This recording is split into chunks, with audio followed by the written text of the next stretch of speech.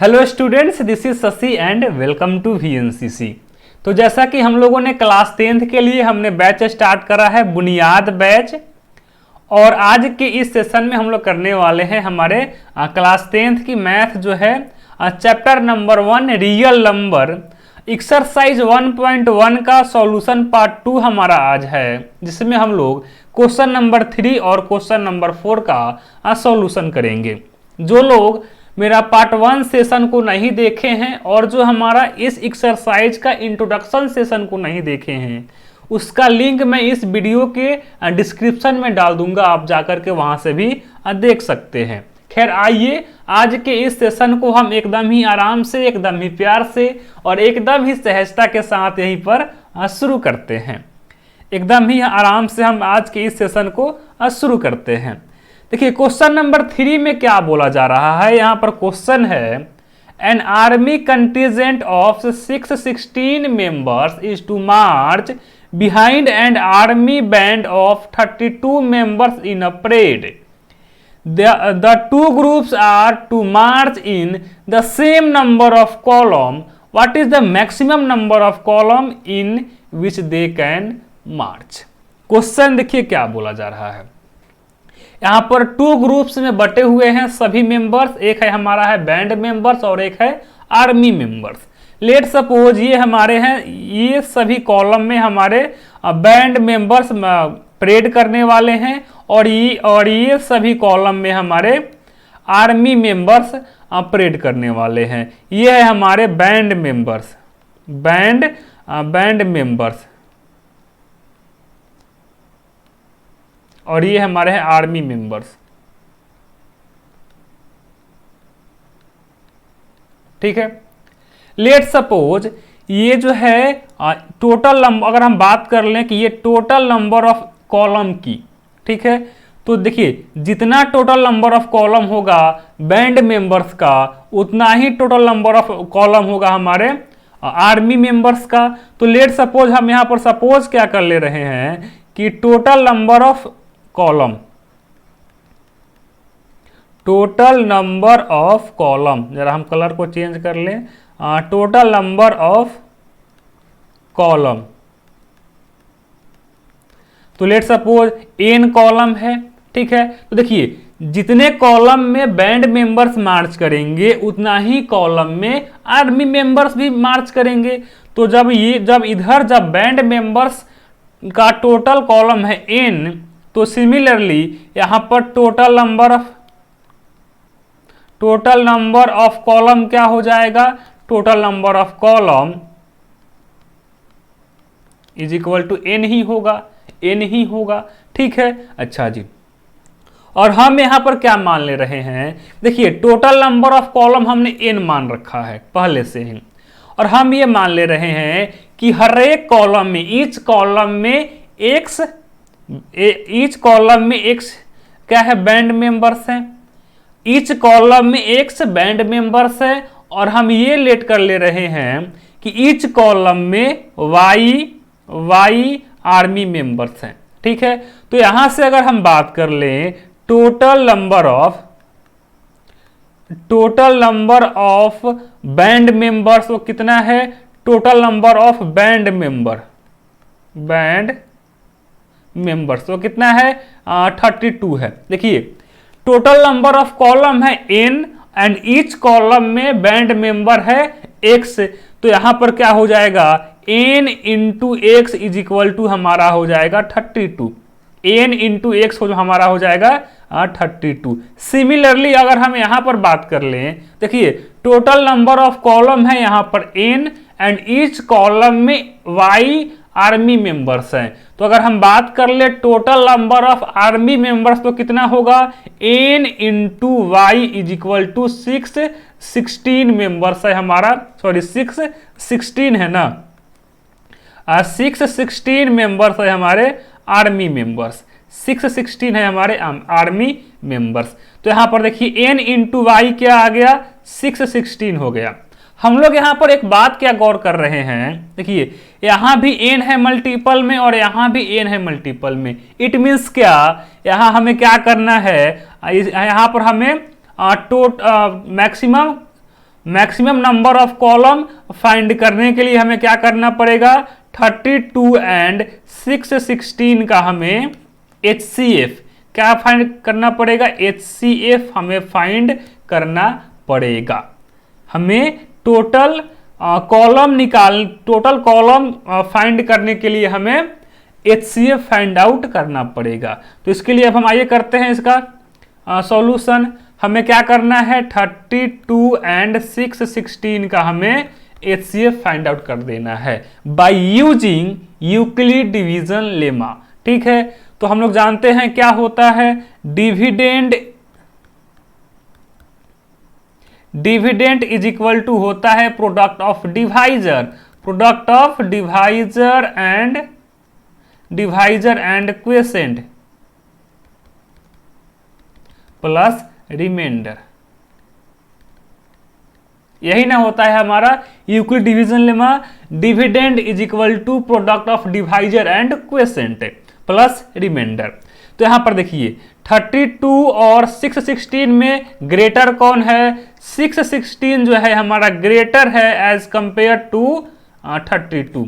सो 616 हमारा हो जाएगा डिविडेंड, 616 हो जाएगा हमारा डिविडेंड एंड 32 हो जाएगा हमारा डिवाइजर, 32 हो जाएगा हमारा डिवाइजर।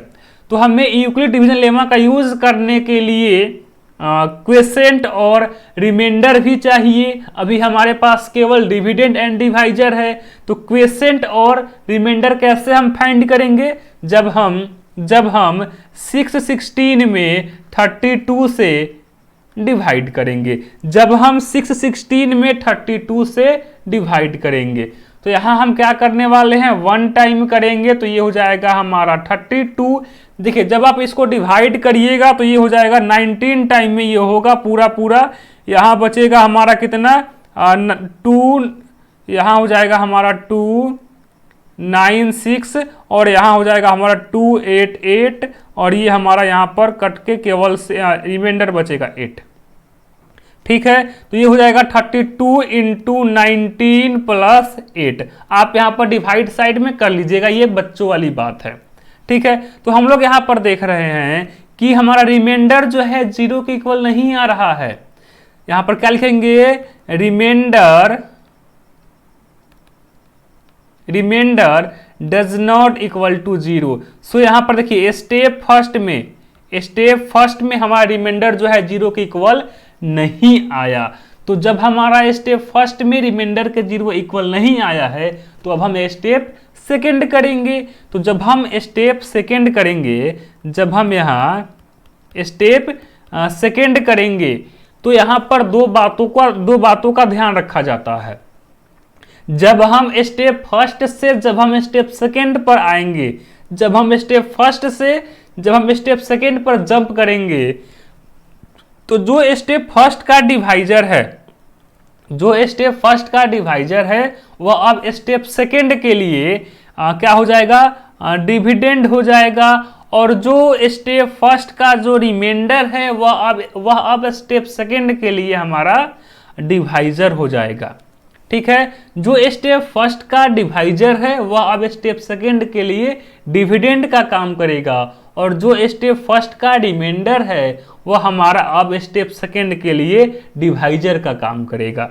तो यहाँ पर स्टेप सेकेंड का डिविडेंड है 32 एंड डिवाइजर है 8। अभी भी हमें क्या चाहिए, क्वेसेंट और रिमाइंडर चाहिए। तो कहाँ से आएगा, जब हम 32 में 8 से डिवाइड करेंगे तो 4 टाइम में हो जाएगा हमारा 32। यहाँ देखिए रिमाइंडर हमारा क्या आ गया, 0 के इक्वल आ गया, यानी कि 8 इंटू 4 प्लस 0। सो यहाँ पर क्या लिखेंगे हम, रिमाइंडर इज इक्वल टू 0। देखिए जिस स्टेप में रिमाइंडर 0 के इक्वल आ जाता है, जिस स्टेप में रिमाइंडर जो है 0 के इक्वल आ जाता है, वही हमारा सबसे लास्ट स्टेप होता है। ठीक है, और जो सबसे लास्ट स्टेप होता है उस स्टेप का जो भी डिवाइजर होगा, जो सबसे लास्ट स्टेप का जो भी डिवाइजर वो होगा वही हमारा HCF होगा। सो यहाँ पर अगर हम बात कर ले HCF ऑफ 32 एंड 616 तो क्या हो जाएगा हमारा 8 हो जाएगा। क्या होगा HCF 32 एंड 6 16 का HCF हो गया 8। तो हम यहाँ पर अपने आंसर को कैसे लिखेंगे, हम यहाँ पर लिखेंगे so HCF of 6 16 and 32 is equal to आया है 8। तो यही क्या हो जाएगा हमारा maximum number of column in which they can march। ठीक है, यहां पर हमारा HCF आया है 8। So maximum number of column in which they can march, 8 हो गया हमारा मैक्सिमम नंबर ऑफ कॉलम। ठीक है, तो ये रहा हमारा क्वेश्चन नंबर 3 का सॉल्यूशन। मैं ये होपफुली बोल सकता हूं कि आपको जो है सॉल्यूशन समझ में आ गया होगा। अब हम बढ़ते हैं अपने अगले क्वेश्चन की ओर। क्वेश्चन नंबर 4 आपके सामने है। देखिए क्वेश्चन में क्या बोला जा रहा है, बहुत ही अच्छा क्वेश्चन है। इस तरह के क्वेश्चन हम प्रीवियस क्लास में करे भी हैं। देखिए क्वेश्चन में क्या है, use Euclid division lemma to show that the square of any positive integer is either of the form 3m or 3m plus 1 some integer m। क्या बोला जा रहा है, use Euclid division lemma to show that the square of any positive integer is either of the form 3m और 3m plus on some integer m। ठीक है, तो यहां पर देखिए, यहां पर बोला जा रहा है positive integer, positive square of positive integer. तो सबसे पहले हम पॉजिटिव इंटीजर के बारे में जान लेते हैं। क्या होता है हमारा पॉजिटिव इंटीजर, क्या हो जाता है 1 2 3 4 5 6 एंड सो ऑन। ये सब क्या है हमारा पॉजिटिव इंटीजर है। और फिर बोला जा रहा है स्क्वायर ऑफ पॉजिटिव इंटीजर। सो यहां पर इन सब का हमें स्क्वायर पहले करना पड़ेगा। तो यहां से 1 का स्क्वायर क्या होगा, 1 का स्क्वायर हमारा होगा 1, 2 का स्क्वायर हमारा हो जाएगा 4, 3 का स्क्वायर हमारा हो जाएगा 9, 4 का स्क्वायर हमारा हो जाएगा 16, 5 का स्क्वायर हो जाएगा हमारा 25 एंड 6 का स्क्वायर हमारा क्या हो जाएगा 36 हो जाएगा एंड सो ऑन। ऐसे ही आगे अब बढ़ते चला जाएगा। तो हम लोग यहाँ पर क्या करना है, अब हमें क्या करना है, इस 1 को 4 को 9 को 16 को 25 को और 36 को किस फॉर्म में शो करना है, हमें शो करना है 3m और 3m प्लस 1 के फॉर्म में। तो देखिए यहाँ पर क्या है 3m और 3m प्लस 1 के फॉर्म में शो करना है। तो हमें क्या करना पड़ेगा, इन सभी नंबर को 3 से पहले डिवाइड करना पड़ेगा। यहाँ पर अगर बोला जाता कि हमें शो करना है 4m और 4m प्लस 1 के फॉर्म में, तो हमें क्या करना होता, इन सभी नंबर को 4 से डिवाइड करना होता। ठीक है, लेकिन यहाँ पर क्या बोला जा रहा है 3m और 3m प्लस 1 के फॉर्म में शो करना है, हमें 3m और 3m प्लस 1 के फॉर्म में शो करना है। तो इन सभी नंबर को हमें 3 से डिवाइड करना पड़ेगा। तो जब हम 1 में 3 से डिवाइड करेंगे तो जाहिर सी बात है डिविडेंड जब छोटा है और डिवाइजर बड़ा है तो डिवाइड हम नहीं कर सकते हैं, इंटीजर की हम बात कर रहे हैं। तो यहाँ पर 0 टाइम में होगा, ये हो जाएगा 0, यहाँ पर रिमाइंडर बच जाएगा 1। सिमिलरली जब हम 4 में 3 से डिवाइड करेंगे तो यहाँ पर क्या होगा 3 1 जा 3, रिमाइंडर आएगा हमारा 1। जब हम 9 में 3 से डिवाइड करेंगे तो 3 3 जा 9 होगा, रिमाइंडर हमारा आ जाएगा 0। सिमिलरली जब हम यहाँ पर 16 में जो है 3 से डिवाइड करेंगे 5 टाइम होगा 15, हमारा रिमाइंडर यहाँ पर आएगा 1।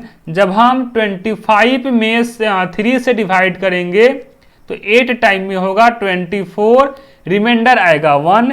जब हम 36 में 3 से डिवाइड करेंगे तो ये हो जाएगा 3 1 जा 3, 6 आएगा 3 2 जा 6, यानी कि यहाँ पर आएगा रिमाइंडर 0। ऐसे ही आगे अब बढ़ते चला जाएगा।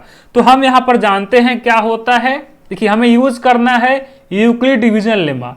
तो क्या होता है equal division lemma, dividend will be equal to product of divisor and quotient plus remainder के इक्वल होता है।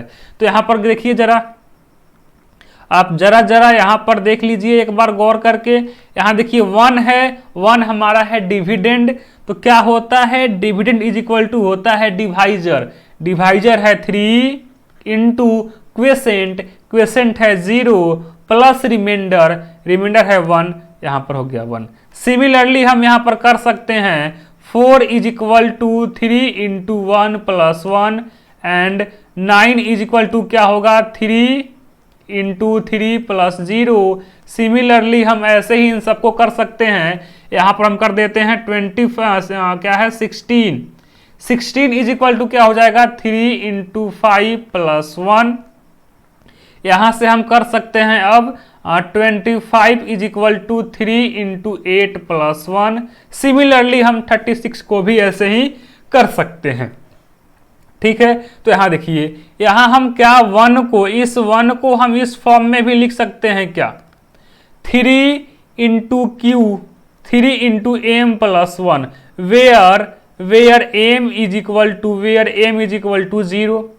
जब हम यहाँ पर m के वैल्यू को 0 पुट करेंगे तो यहाँ पर फिर ये जो है इस फॉर्म में आ जाएगा वापस। देखते हैं आगे जगह है क्या, चलिए बिल्कुल अच्छा जगह है। यहाँ पर देखिए हम यहाँ पर साफ साफ लिख देते हैं। हमारा यहाँ पर देखिए 1 था, 1 को हमने क्या करा है 3 इंटू 0 प्लस 1 के फॉर्म में लिखे हैं। हमारा उसके बाद क्या है 4 था, तो 4 को हम क्या किए हैं 3 इंटू 1 प्लस 1 के फॉर्म में शो किए हैं। इसके बाद हमारा 9 था, तो 9 को हमने 3 इंटू 3 प्लस 0 किए हैं। उसके बाद हमारा क्या है उसके बाद आता है 16 को हम क्या किए थे तो 3 इंटू 5 प्लस 1 कर सकते हैं। उसके बाद आता है हमारा 25, इसको हम 3 इंटू 8 प्लस 1 कर सकते हैं। ठीक है, इसके आगे है 36, इसको हम कर सकते हैं 3 इंटू 12 प्लस 1 सॉरी 0, यहाँ पर हो जाएगा 0। तो यहाँ पर देखिए एक बात यहाँ पर गौर करने वाली है। क्या है गौर करने वाली बात, जरा यहाँ पर जरा सभी को यहाँ पर गौर करिए। देखिए क्या हो सकता है, यहाँ जो 1 है इसको हम कुछ इस तरह से शो कर सकते हैं 1 is equal to 3m plus 1 is equal to 3m plus 1 where m is equal to 0, जहाँ m की वैल्यू क्या लेना है 0 लेंगे। तो यहाँ पर फिर ये 1 जो है ये इस फॉर्म में आ जाएगा। अगला हम बात कर लेते हैं इस 4 की, तो यहाँ पर क्या है 4 इज इक्वल टू हम लिख सकते हैं 3m plus 1 where m is equal to 1। जब हम यहाँ पर m की वैल्यू को 1 पुट करेंगे तो ये वापस फिर इसी फॉर्म में आ जाएगा। सिमिलरली जब हम यहाँ से अब आगे बढ़ते हैं तो 9 को हम क्या कर सकते हैं 9 इज इक्वल टू हमारा हो जाएगा 3m और 0 को हम इग्नोर कर देते हैं क्योंकि प्लस में 0 करने से कोई फायदा है नहीं। तो यहाँ पर 9 को हम 3m के फॉर्म में लिख सकते हैं where m is equal to क्या है हमारा 3 है, where m is equal to 3 है। सिमिलरली हम यहाँ पर 16 को इस फॉर्म में लिख सकते हैं 16 इज इक्वल टू क्या हो जाएगा 3m plus 1 where m is equal to 5। जहाँ m है वहाँ अगर हम 5 पुट करेंगे तो वापस अब ये 16 इसी फॉर्म में आ जाएगा। सिमिलरली अब हम यहाँ पर 25 को लिख सकते हैं 25 is equal to 3m plus 1 where m is equal to 8 ऐसे ही यहाँ पर 36 को हम लिख सकते हैं 3m प्लस 0 को इग्नोर कर देते हैं बस 3m where m is equal to हमारा क्या है 12 है। तो यहाँ पर देखिए जितने भी पॉजिटिव इंटीजर होते हैं उनका स्क्वायर हमने किस फॉर्म में चेंज कर दिए तो 3m प्लस 1 के फॉर्म में, 3m प्लस 1 के फॉर्म में, 3m के फॉर्म में, 3m प्लस 1 के फॉर्म में, 3m प्लस 1 के फॉर्म में और 3m के फॉर्म में, और आगे ही अब ऐसे ही बढ़ते चला जाएगा। और एक और बात यहाँ पर क्वेश्चन में क्या था, m जो होना चाहिए एम क्या है, इंटीजर होना चाहिए, यानी एम का वैल्यू 0 भी हो सकता है, माइनस भी हो सकता है और प्लस में भी हो सकता है। तो यहाँ पर देखिए एम का वैल्यू यहाँ पर सब जगह इंटीजर ही है, एम का वैल्यू यहाँ पर इंटीजर ही है। सो हम यहाँ पर क्या लिखेंगे, हेंस we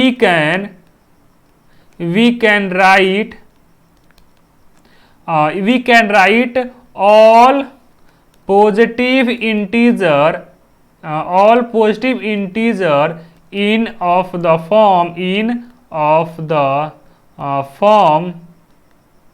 of 3m और 3m plus 1 where m is equal to some integer, m is equal to some integer, m is equal to some integer। सो तो ये रहा हमारा आज के सेशन का क्वेश्चन नंबर 3 और क्वेश्चन नंबर 4। मैं ये होपफुली ये बोल सकता हूं कि आपको जो है पूरा कंसेप्ट समझ में आ गया होगा। तो इसी के साथ आज हमारा एक्सरसाइज 1.1 यहीं पर खत्म होता है। ठीक है, अगर आपको आज का ये सेशन अच्छा लगा है तो आप सेशन को लाइक करिए, अधिक से अधिक आप सेशन को लाइक करिए। और अगर आपको आज के इस सेशन में अगर कहीं भी थोड़ा सा भी डाउट है तो आप हमें कमेंट करके अपना फीडबैक दीजिए। और अगर आपको आज के इस सेशन में मज़ा आया है तो आप इस सेशन को अपने दोस्तों के साथ अधिक से अधिक शेयर करिए, ताकि अधिक से अधिक लोग इस तरह के सेशन का फ़ायदा उठा पाएँ। ठीक है, तो आज के लिए बस इतना ही, आज के लिए बस इतना ही। और हाँ, एक और बात, अगर आप जो है मेरे इस चैनल पर एकदम नए आए हैं तो आप इसको सब्सक्राइब जरूर कर लीजिएगा। ठीक है, ताकि मैं आगे जब भी इस तरह के कंटेंट यहाँ पर डालूं तो सबसे पहले आपके पास नोटिफिकेशन आ जाए। ठीक है, तो आज के लिए बस इतना ही। मिलते हैं आपसे अब हम इंट्रोडक्शन ऑफ एक्सरसाइज 1.2 में। तब तक के लिए थैंक यू वेरी मच। आप लोग ऐसे ही हंसते रहिए, मुस्कुराते रहिए और अपना जो है पढ़ाई करते रहिए। तो इसी के साथ हम आज के इस सेशन को यहीं पर ख़त्म कर देते हैं। ठीक है।